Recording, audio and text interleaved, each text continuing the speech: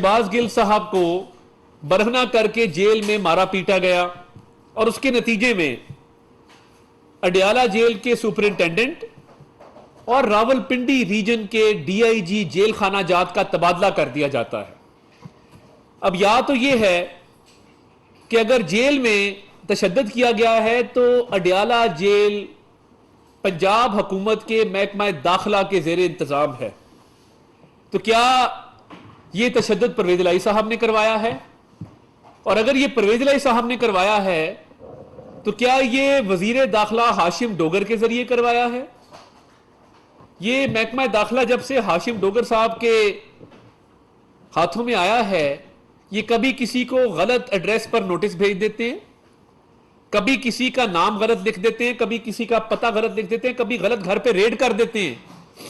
तो ऐसे बंदे से यही तवक्को थी कि वो अपनी ही हुकूमत के कैदी पर तशद्दुद करवाए। एक तरफ इमरान खान साहब कह रहे हैं तशद्दुद हुआ है, दूसरी तरफ ये बयानात आ रहे हैं कि तशद्दुद नहीं हुआ। तशद्दुद तो किसी पे नहीं होना चाहिए, मगर क्या जब मियां नवाज शरीफ की दवाइयां बंद की जाती थी जेल के अंदर, किसी सुपरिंटेंडेंट का तबादला होता था? जब मरियम नवाज शरीफ साहिबा को सजाए मौत की चक्की में रखा गया, किसी जेल खाना जात के अफसर का तबादला किया गया था? जब राना सनाउल्लाह को शदीद गर्मी में 6x10 की सेल में बंद किया गया, क्या किसी जेल सुपरिंटेंडेंट का तबादला हुआ था? क्या जब शहबाज शरीफ साहब को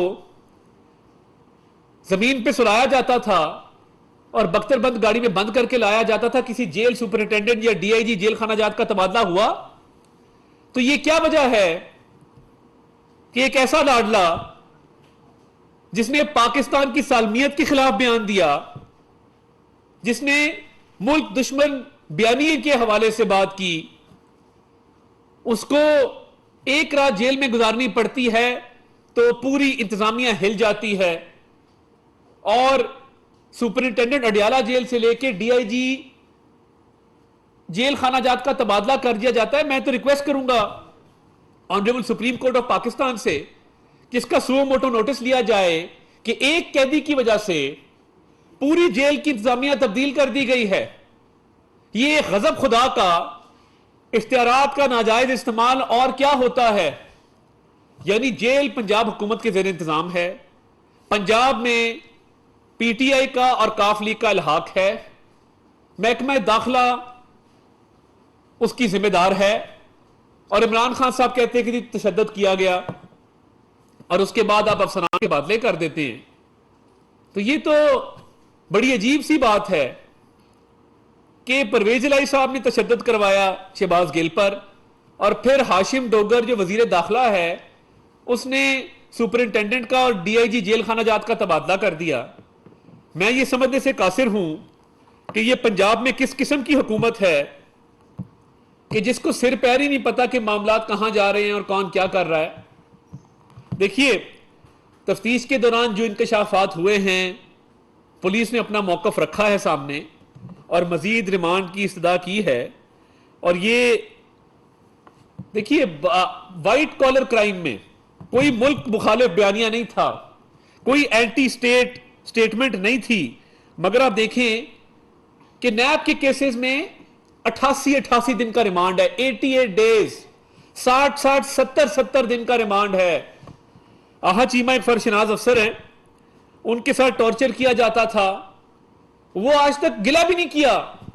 ये पीटीआई वाले हैं जिनको आदत पड़ गई है कि हल्की सी सख्ती आए तो धाड़े मार मार कर रोना शुरू कर देते हैं, चीखें मारना शुरू कर देते हैं।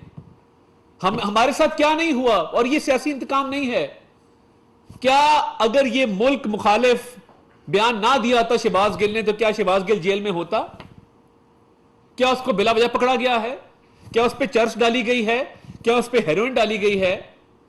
तो बात यह है कि आप लोग जुल्म की इंतहा करते रहे हैं और हमने उफ तक नहीं किया।